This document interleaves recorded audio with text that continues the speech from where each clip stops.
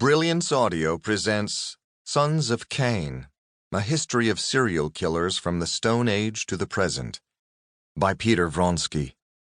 Performed by Michael Naramore.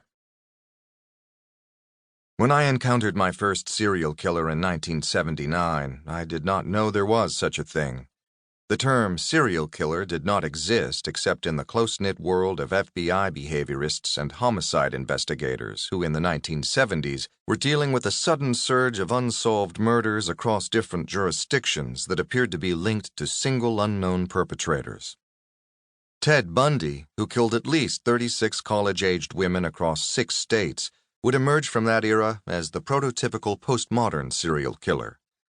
But in the movies, in true crime and fiction literature, in the news media, in popular culture, even in forensic psychiatry, there was no agreed-upon term for what Ted Bundy was or for what I encountered, the way we have the word for it today.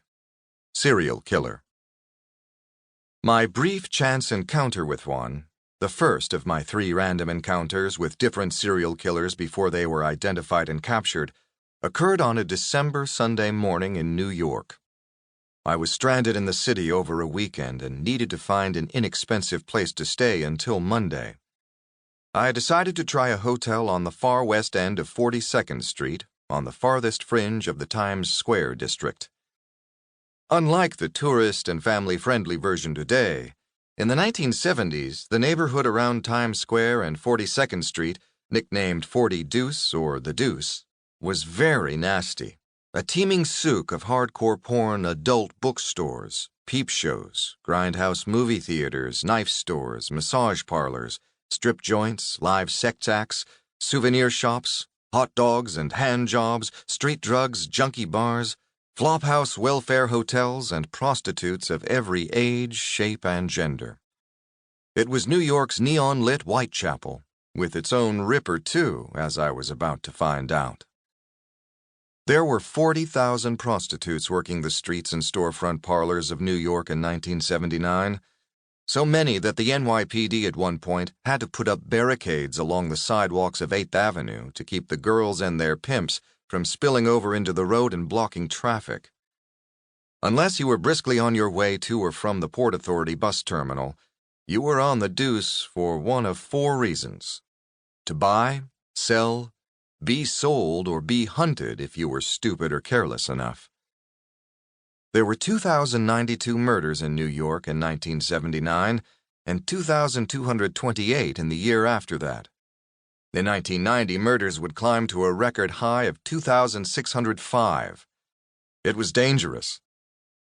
On the single block of 42nd Street between 7th and 8th Avenues, an average 2,250 crimes were being reported annually, more than on any other block in New York, and 30 to 40% of the offenses were serious Part 1 felonies: homicide, forcible rape, robbery. As I approached the hotel that Sunday morning at daybreak, I thought I had a pretty good idea as to what I might be getting into. I had been to New York many times before on movie and documentary projects and shot all sorts of edgy things. Sometimes I'd stayed in one of the Fleabag hotels around Times Square, but this was the first time I had ever wandered off the map as far as 10th Avenue into the adjoining neighborhood that since the 1880s had been called Hell's Kitchen. Today it's bursting with foodie fad restaurants and hip little bars, and the neighborhood has been renamed a more upscale and condo-friendly Clinton. But in the 1970s, it was definitely still Hell's Kitchen. Between 1968 and 1986, the Westies, an Irish gang, killed between 60 and 100 victims there, carving their corpses into pieces in the tenement house bathtubs, where today all the cozy, cute little restaurants are. I wasn't sure I wanted to stay the night there, but it was conveniently close to the film lab I needed to go to the next morning before catching my plane home, and it was cheap. So, before committing myself by checking into this medium-sized 5-story hotel, I decided to take a walk around the hallways and stairways, scout it out, and see for myself just how bad it was, and who or what might be lurking in the corridors. As I waited in the small lobby for the elevator, it seemed to be stopped forever on an upper floor. It was annoying. I was young and impatient. When the elevator finally came down and the doors slid open, I took an extra hard look at the jerk-off who had kept me waiting for what seemed like ages, although probably it wasn't longer than a minute. He looked like anybody. Ordinary. Just another white guy in his early 30s. The only odd thing about him was that despite the cold, he had a sheen of feverish perspiration on his forehead. As he got off the elevator, he walked into me as if I was not there, walked through me, bonking me on the knee and shin with a soft-sided bag that felt as if it had bowling balls in it, rounded, hard, and heavy. He didn't say anything, apologize, or even give me a glance back. He looked so ordinary that if I had been asked to describe him for a police composite sketch, I could not have. But as he'd annoyed me, I did give him enough of a look to later recognize him if I saw him again, even if I couldn't describe him from scratch. My last glimpse of him was from inside the elevator as the door closed on me. His back was turned to me, and he was strolling calmly toward the door to the street with his bag dangling at his side.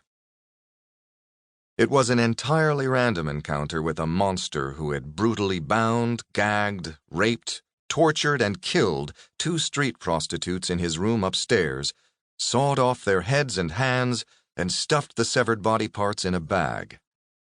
As I was approaching the lobby of the hotel, he laid their headless torsos in the pools of thickening blood on the mattress, soaked them in lighter fluid, and set it all on fire. He then left with his bag of body parts and calmly took the elevator down as I was impatiently waiting and fuming in the lobby below. Of course, I did not know any of that at the time.